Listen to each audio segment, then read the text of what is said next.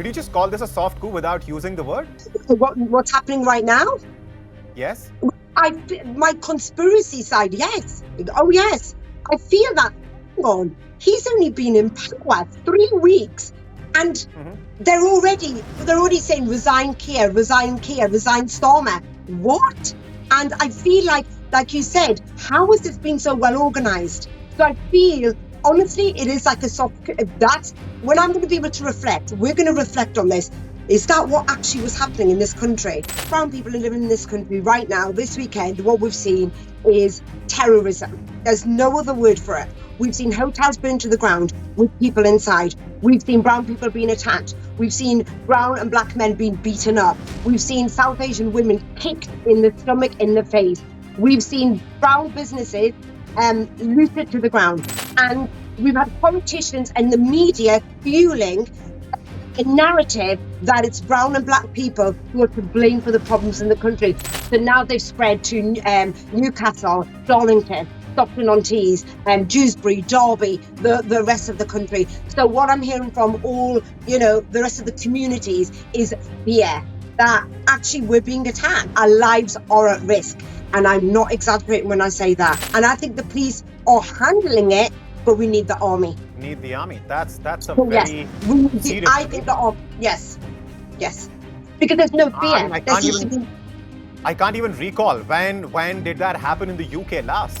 Excellent question, because the Tory government, and this is actually again embarrassing as a brown person. You had Suella Braverman, you had Kemi Badenoch, and you had Priti Patel and Rishi Sunak, a brown Indian origin prime minister that fueled, in my opinion, so much rhetoric against immigrants and people of colour. They all had contributes because they inflamed the situation.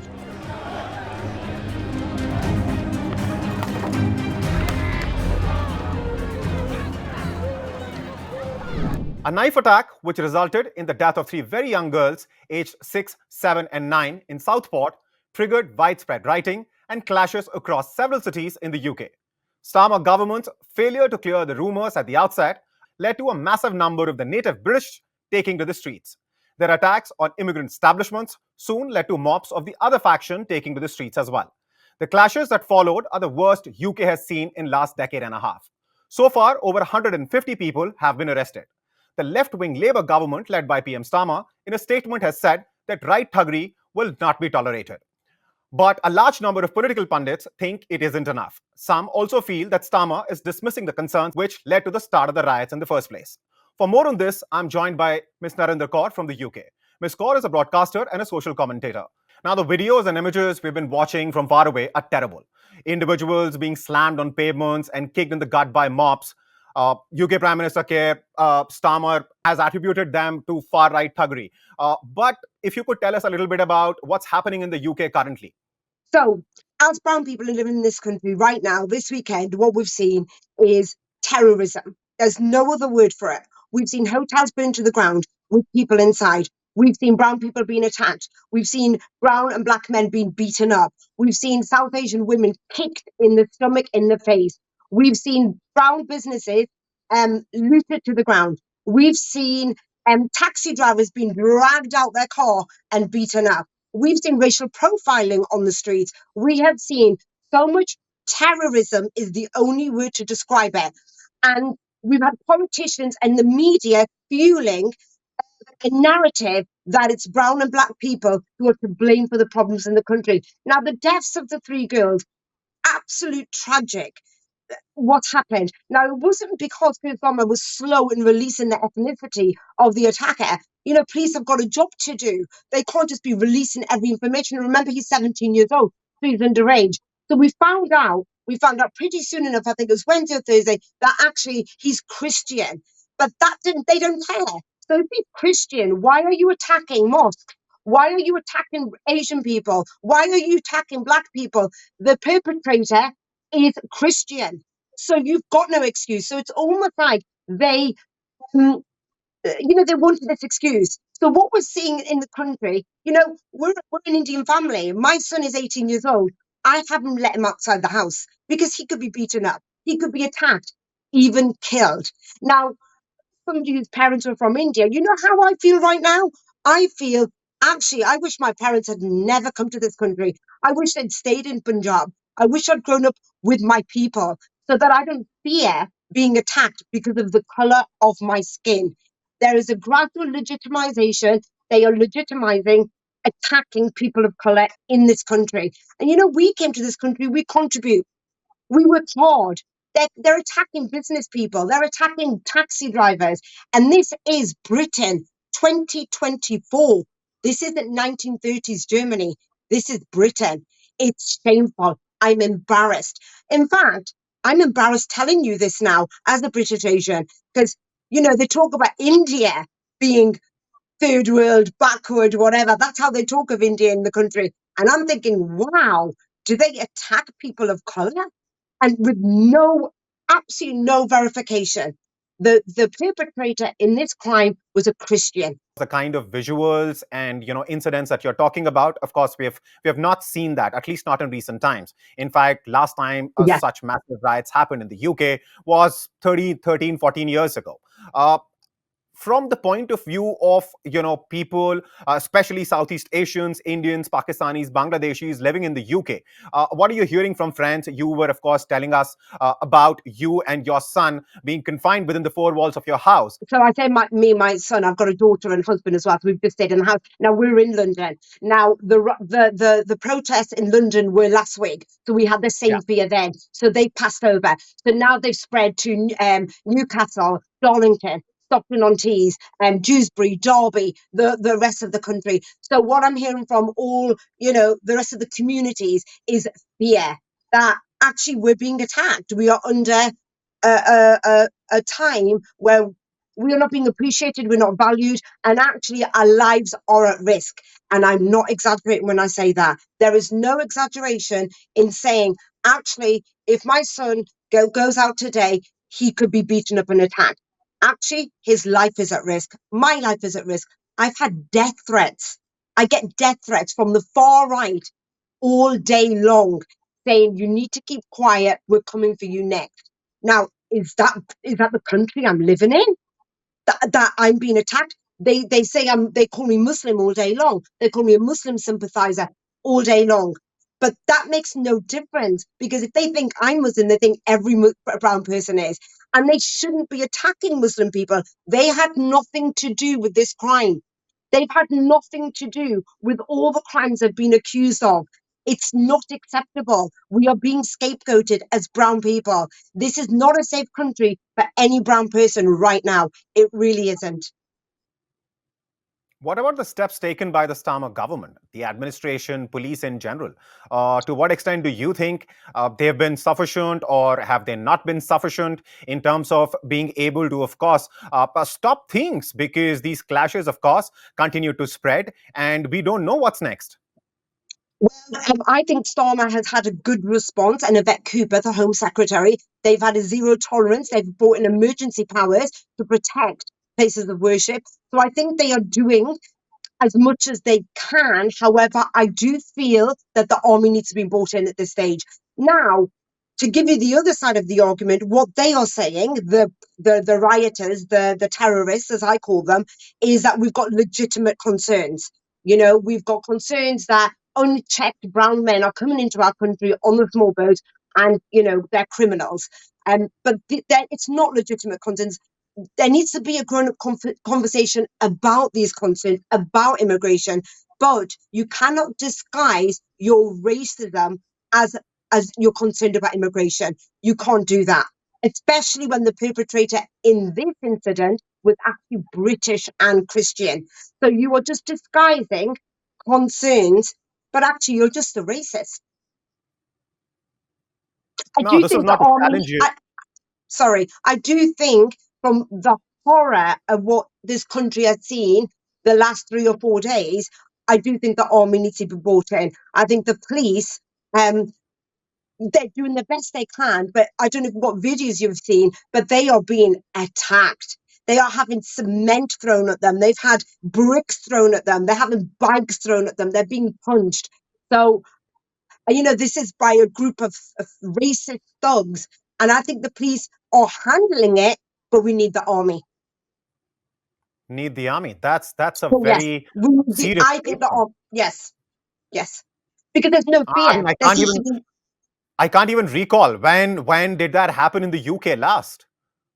even I don't know, actually. I need to find out. I don't know all the water cannons, but I think the reason I say that, and I know that sounds like, wow, that's a lot to bring the army in. But if you were Yeah. living here, and I know you've seen whatever clips you've seen, it, it's continuing. They're not scared. So whatever happened in Sunderland on Saturday night, they continued in Tamworth yesterday. Even worse. So if they're not scared by the police, and the police have had to retreat, they're retreating back. So the attackers and the racist terrorists are coming forward, attacking them, and they're having to retreat. We can't live in a country like Britain where the police are having to retreat. That's a loss of power. That's a loss of controlling the situation. You've lost control. So what happens then? You would have to bring the army in. Now, from my understanding, I think that there are more riots planned for Wednesday. And I think they'll be continuing into the weekend. So what next? Someone will be killed? Is that what it will take to bring the army in? A brown person will be killed? Is that what it will take? Is that where I'm living? 1930s Germany. It's it's horrifying. What do you think is the likelihood of the Starmer government actually calling in the army? Actually, little, I think, because we're actually, it's laughable. I think that we've got enough in the army to be protecting the streets. I don't think that will happen. The Metropolitan Police in London are sufficiently funded. They have enough people. But I think in all the other cities, it seems to be a problem. They weren't doing anything when they were burning down the hotels. They burnt down two Holiday Inn hotels, one in Tamworth and one in um, Dewsbury, or Rotherham. one of those areas. Yes, Yeah. correct. And the police stood back. Now, of course, there is going to be consequences. The law will take them into their hands. They will be prosecuted in court. That will happen, but it's not preventative. There's consequences, of course, but that's not preventative. There is a law, and that they will be dealt with. But that doesn't give me much, feeling of safety. Well, okay, you can attack me or my son or my husband because the attacker will be dealt with. Well, actually, I'd rather the attack didn't happen. We need preventative. We need them to know you can't do this. If you have legitimate concerns, there are ways and procedures to do that in a civil manner. This is meant to be a civil country. This isn't civil. This is definitely not civil.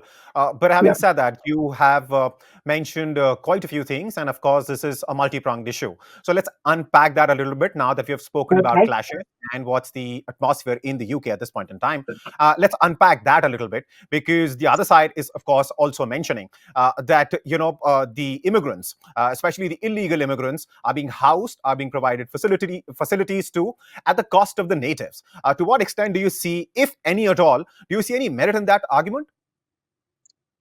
Well, you say natives, and even that is quite inflammatory to say that. I'm The they. reason I I was mentioned born. that, the reason I Yes, mentioned that because these are the terms which are being yes, used by British correct, media to correct. describe the two factions. Well, actually, the Enough is Enough group, that's what they call themselves. Yeah, They use that language. We're natives. They tell yeah, me that I'm not British, you're not English, Narinder, you're not a native. Your parents are from India. You don't belong here. You need to go back to India. Now, in terms of the immigration, okay, there's a lot to unpack there because you have to remember we've had, I don't know, what is the net quota? 800,000, nearly a million legal migrants. And then you've had what 40,000 on the small boats. Now you can't blame the problems of the country, the infrastructure, the housing, the NHS, policing schools. You can't blame that on 40,000 illegal immigrants when actually you've had nearly a million illegal migrants. If you're going to blame them, that's your problem there. The problem is 14 years of a Tory government that has literally stripped naked all of our public infrastructure. So as taxpayers, our money wasn't going where it was meant to go. It was going on, obviously it's a Tory government. So they're protecting businesses, they're protecting their own rich friends. But Labour government are about putting money back into the public purse. But at the moment, this country is on its knees. Now, also in terms of the illegal immigrants, The reason why they're having to come over on boats, there are no legal routes. There's no legal route for some of these people who are coming from Syria, Iraq, all these countries that actually Britain have had some sort of hand in displacing them. You can't go into countries and create wars or conflict and then say, why are you coming to our country? And then also stopping legal routes. People are dying on those on the channel. They're dying, they're drowning. And when they do come to this country in fear, okay, for argument's sake, some are maybe economic migrants. Let's say that. But actually, they are being put in hotels, etc., because there's a huge backlog. The Tory government, they weren't processing any immigrants. If they were actually processing these immigrants, they would be processed. Some would be sent back, and some would be legitimately allowed to stay in the country because they are genuine asylum seekers. Now, this country, we've signed up to the Geneva Convention. We have legal obligations. We have international legal obligations to look after asylum seekers. What the other side of the argument, as you say, the natives, is that actually it's open borders. They shouldn't be in our country. We're suffering, which actually there is a lot of poverty in this country, and you're housing these asylum seekers. These asylum seekers don't want to be sat in a hotel for nearly 2 years. For a year, 2 years, they're sat there with no money. Get them out of the hotels. They want to work. They want to contribute to the economy. So let them do that. Now, Yvette Cooper, the current Home Secretary, she has got on this so fast. She is processing as fast as she can. She is letting them work, get them out these hotels that everyone's upset about, and get them into the system working. So they are contributing, and so therefore they are not a a burden on the taxpayer. So let's get them off being a burden on the taxpayer, because that's everyone's concern. That actually our money is housing you. Get them out the his system, get them working, so they are not a burden anymore. Right. And as you were mentioning, I mean, immigrants have been coming to the UK forever. Uh, what triggered these kind of riots and clashes at this point in time? Do you think the Tory party, as you were mentioning, and now that they are in the opposition, of course, the Labour government is in power, to what extent do you think the right-wing narrative, the right-wing rhetoric, is responsible for what happened in the aftermath of stabbing of those 6, 7, and 9-year-old young girls that we were talking about earlier? Well, it's an excellent question, because the Tory government, and this is actually again embarrassing as a brown person, you had Suella Braverman, you had Kemi Badenoch, and you had Priti Patel Preeti and Patel. Rishi Sunak, a Yes. brown Indian origin prime minister that fueled, in my opinion, so much rhetoric against immigrants and people of colour. They all had contributed because they inflamed the situation. And now we have a white prime minister who has done more in terms of his words for brown and black people than a brown prime minister. It's actually terrible. The Tory government, certain politicians, I can't, tar all of them with the same brush. I can't tar Sure. the Labour Party with the same brush. We can't do that. But a lot of politicians, and especially the Reform Party, now they're making big news over here. So you've got the Reform Party, you've got certain MPs who have been, they're voted into cabinet, they're legitimate MPs, and they are fueling lies. And, it's deflection. It's deflection politics. Like, hang on, the problem's not here, the problem's over there. Look, there's a brown person who's just come into the country. They're taking your jobs. That's the rhetoric they're doing. The government is, certain politicians have got a lot to explain. And I would go as far as saying, and I have said this, the Metropolitan Police, they need investigating. They would need investigating because I feel they are complicit in the riots that have happened. You've been complicit. You've inflamed the situation. Because, look, the working classes are going to believe what the MPs are telling them.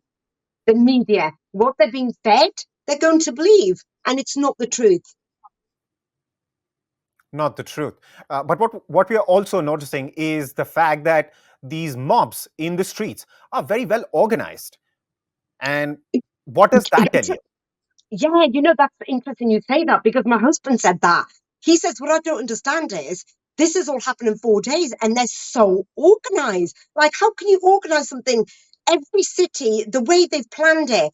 So what that tells me, and what that tells me, my husband and our circle, is actually they were waiting for this. And it was just pull the trigger, right? It's happened. We're going to do this now. They were just waiting for any opportunity. The opportunity is actually quite I mean, it's so sad to use the name, the death of three young, beautiful girls for your agenda, which is nothing about, you don't care about these girls. You don't. You don't care about that. You just wanted to attack people of color. And that's sad. All right. And what do you think is going to be the way forward? Is there a middle ground that the both sides can arrive at? I think, well, a suggestion. I think that every town hall or every city needs to have needs to be organised, and we all come together. I don't know, in a hall from every community, every ethnicity, and we all sit there. We all talk like adults about. We must listen to legitimate concerns. Look, let's be fair. Let's be fair. We want to hear your legitimate concerns, and then you talk about when we talk about our legitimate concerns. And I think if we talk with no lies, maybe that's the way forward. But to be honest, that's not going to happen. This country, How about I'm this? 50. I'm sorry I'm interrupting you, but how about this, Ms. Kaur? In your opinion, what do you think the legitimate concerns of the other side are? And of course, you can also speak about the legitimate concerns of the side that you claim to be representing. And let's see where that gets us. So I think their legitimate concerns are the small boats, unchecked males coming into this country, and our daughters are at risk, our women are at risk, and actually we're suffering financially, and my taxpayers' money is going on hotels and feeding them. That is a legitimate concern. And our side of the argument is, well, that was the Tory government. The Labour government have come in. We're processing them as fast as we can, and we need to create legal routes for people who genuinely need help. And our taxpayers' money, once this is all sorted, get people working into the system. So, you know, but the sad thing is, this won't happen. I'm nearly 52 years old. I saw my dad, my uncles being attacked back in the 60s and 70s. There was race riots then. Me and my husband back in the 80s were attacked. There was race riots then. And I never thought my son at 18 years old would be under the same roof now, having the same experiences still decades on. There won't be any solution until racism is acknowledged. This country has a problem with labeling or saying that they're Islamophobic. We are not Islamophobic. We are not racist. Well, actually, you are, and it is. And we need to work bottom up. We need to be working on eradicating racism. And before I let you go, in your opinion, what can the government do? What more can the government, the Starmer government, for which, by the way, the honeymoon period is already over because it's a serious issue that the government now needs to deal with. So, what are the steps that the Starmer government can take to, of course, stop these clashes and riots happening across cities in the UK? I think Starmer he's cancelled his holiday. He was meant to go on holiday, and I think already with Keir Starmer, people thought he was going to be flaking. They thought he was going to be this weak man, dithering, sitting on the fence, and he did a lot of that up on the run up to the election. But actually, what we've seen, and even look, he's only been in power 4 weeks, and this all kicked off 3 weeks into his premiership. Now, if you think about it, the man has. I'm actually very impressed so far. Fingers crossed. In 3 weeks, he has laid down the rules. He has been strong, saying we have zero tolerance. So he's done a lot. In terms of going forward, I think we need stronger legislation. I think in dealing with, and I think that they need to deal with, for the legitimate concerns, they will have to deal with the immigration. The problem is every time a Labour government comes into power, straight away. And I almost feel my conspiracy theory is they just want Keir Starmer out of power, because what they think is Labour government, immigrants are going to be allowed in. That's it. He's going to open the floodgates. And I feel like this is almost like a setup to get him out. He won't even serve one term, but I want him to. And I want to see the Labour government do the right. We need a grown up government. We have had clowns in government with the Tory government, clowns. And I want to see Did you a just grown up government. did you just call this a soft coup without? Did you just call this a soft coup without using the word? What's happening right now? Yes. My conspiracy side, yes. Oh, yes. I feel that. Hang on. He's only been in power 3 weeks, and Mhm. they're already saying resign Keir, resign Keir, resign Stormer. What? And I feel like you said, how has this been so well organized? So I feel, honestly, it is like a soft. That's when I'm going to be able to reflect. We're going to reflect on this. Is that what actually was happening in this country? That actually they wanted to oust him from power immediately because of the immigration problem. But I have faith in Keir Starmer, and I feel that he's a strong leader and he will deal with this.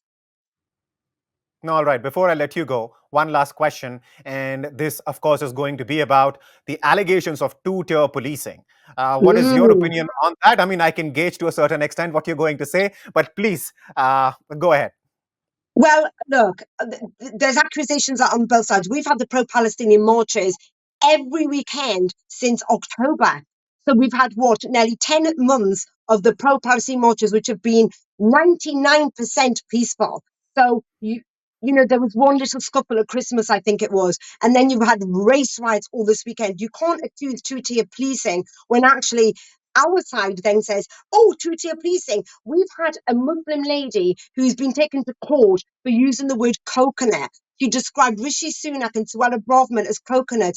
She's now been criminally charged.